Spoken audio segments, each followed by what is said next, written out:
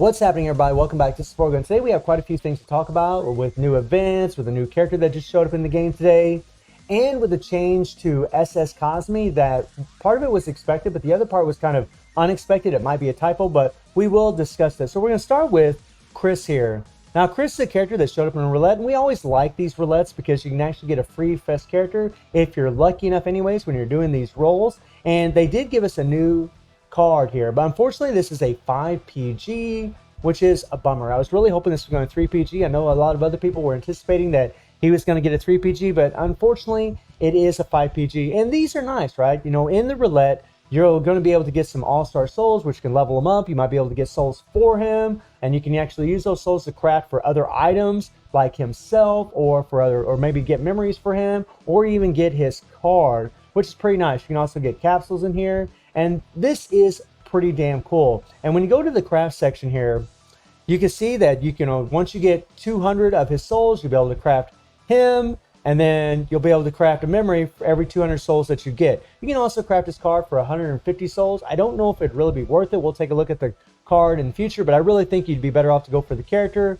and then after that, go for the memories. Once you get the character from the roulette, what I would do is I'd actually start going to Soul Quest, and I would start farming for his souls in there. That way you can hopefully get some memories, because this will last for a certain amount of time. It's going to last for 27 more days. So make sure that you're trying to farm as many of these can, because every fest character is good, and I do think he has some usefulness for sure.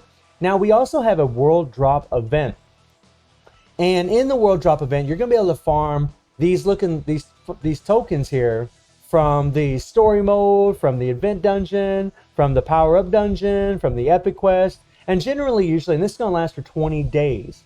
And generally, we usually like to farm in the power up dungeons, especially for cards. It seems like the drop rates are a little bit better there. I'll show you that here in a second. But you're going to be able to get these tokens, and every 10 of these babies, you're going to be able to get one of these mystery boxes that's going to either have, you know, false Resurrection Chris Roulette ticket, which is nice, rubies, which is really great, and I'm really happy that they put this in here before the DOA 6 collaboration ended. You know, it's going to give everybody an opportunity to get a little bit more rubies. I mean, you're not going to get a lot, but it is free rubies, so it's still good if you're lucky enough to get them. You get some rare enhancement hammers, which is great, uncommon hammers, and then plus capsules, which is nice. And again, remember, if you do end up getting Chris early from this event, you want to make sure that you are going into Soul Quest here, and you are farming for his souls in here. That way you can hopefully craft his memories.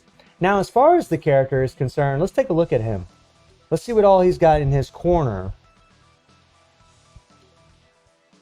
So Chris is a blue defensive fighter, and he has an interesting leadership, especially for being blue. Increased damage dealt to red elements by 60% and decreased damage received by 20%. This is a massive leadership for Immortal Vulcan, guys. Immortal Vulcan is actually weak to blue types because he's a red type. So Chris's leadership is actually going to be very, very good. It's not a PG raid leadership, but it's an amazing leadership because it's going to decrease damage received by 20%, and it's going to increase damage by red elements. And this applies to all characters. No matter what color they are, it doesn't matter. No matter what typing. So this is an insane leadership for Immortal Vulcan. It's actually quite massive.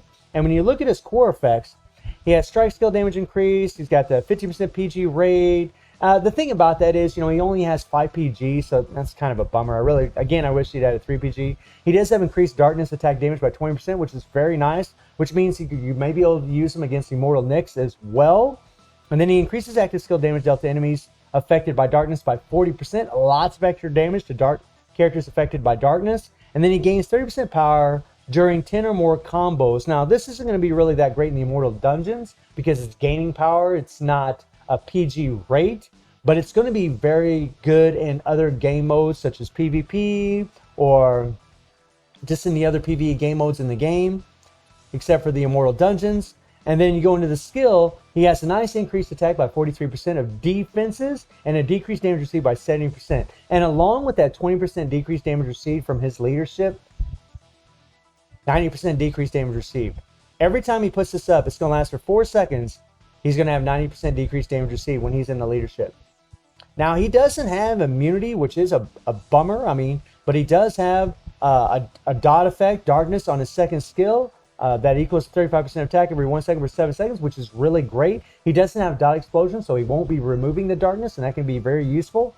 And then the third skill actually has super armor. So again, no immunity, but really a lot of decreased damage received, especially when he's in his leadership. Now remember, that's not always going to be up, so his survivability will be somewhat questionable, especially against, like, Immortal Vulcan does flame damage. He does burn damage, and that is pretty damn vicious. But I mean, you could put this version of Chris on the first team, and you'll actually be able to do an insane amount of damage on that first team, and that's really where you want it to begin with. I mean, it could prove to be very useful. It really could. And this is an interrupt skill that can only be used while standing, so you got to be standing on your feet in a standing position, and then you can use this to interrupt their skill. But it doesn't, and it does have super armor, so that's good. And then his striker bonus is applying darkness, which is really great. So against, the guild raid, you can actually use this guy as a darkness damage dealing striker, which is really great. Lady Geese is another one that you could use, so I'm actually really glad to see that. That could prove to be very useful. Okay, typical Chris. Oh, that's a pretty cool looking skill. I like it. Pretty cool, a little bit of range. Now this third skill does have a chance to reset. It's got a 100% chance to reset. And then his specials are just the same old typical what we've come to know when it comes to Chris. And everybody's definitely familiar with this one, right? Changed into Orochi, or gets possessed by Orochi. And then the last one here, this is the new one. I mean, it's pretty cool, but I imagine it's a skill whenever they get behind you, it's not going to really do any damage. It's kind of short. I wish it was a little bit longer. I'm not really that impressed with this 5PG, to be perfectly honest. I don't really think this new card is really all that great. I mean, it could be useful, but I mean, you could use the 5PG that it already has in the game, right? You don't really need that one, so that's kind of a bummer. But I do think this character does have some usefulness. If he would have had a heal, I would say on the second team against Immortal Vulcan, he'd been a god. But, I mean, really on the first team, having this leadership, because the idea against Immortal Vulcan is to apply as much damage as possible as fast as you can, especially on the first team. And, yeah, I mean, you could put him in there, and that's a hell of a leadership. It really is, man. It really is going to help their survivability and increase the damage to the red element, which Immortal Vulcan is. I put a lot of emphasis on that because I really think that's where this version of Chris is going to shine. He might shine in PvP, but I mean, we'll see. We'll see. I don't know if he's going to or not, especially considering he's an all-star character. So during All-Star Week and PvP, you're going to be facing characters like the BS characters, the SS characters, who are gods. Right? They're just gods.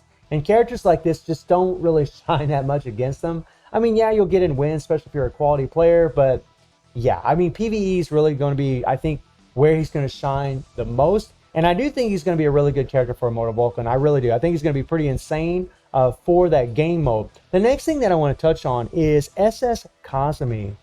So SS Kasumi, they actually did something that really surprised me. So the first thing they did was they gave her the dot effect that applies shock damage every half a second for 3 seconds by landing attack. This is something that we knew they were going to add, but something that they changed from the notes that we actually saw, and I'll show you that here in a second, is the PvP exclusive decreases damage received by 100% when attacked by a target that has 90% HP.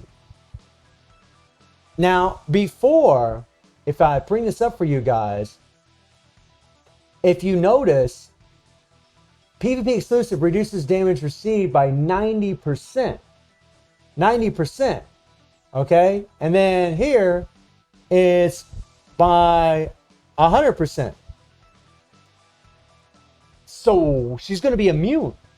If this is not a typo, she's going to be immune when attacked by a target that has 90%. She won't take any damage at all. And that's down to 90%. Let me look at that again. So yeah, before it was, reduced damage received by 90% when attacked by a target that has 100% HP. And now they reversed 190%. I really think that this is a typo. I think this is supposed to be decreased damage received by 90% when attacked by a target that has 100% HP. That's what it was currently. I'm not sure why they would actually change it, but okay. I mean, I don't really know what this is, if this is a typo or not. I think it is, but if it isn't, it means she's going to be immune to damage whenever she's attacked by someone that has 90% HP. It's going to make her better in PvP, but in all honesty, the way it was before was still really good. So we're going to have to test that shock damage, see how well it is going to be against Geese, see if she's going to be any better. But I just wanted to point that out, that I think they might have put a little typo in there, or maybe that's the way that they actually wanted it to be. I'm not really sure. And as far as farming for your World Drop event coins, in the past, when you go to the Power Up dungeon here, and you go to your cards, this does take a little bit. These loading screens are an eternity. If you farm in tier 6 here, usually your return on investment is actually pretty damn good. I'll go ahead and do 10 runs for you guys right now here. So we were able to get 4, 8, 12, 16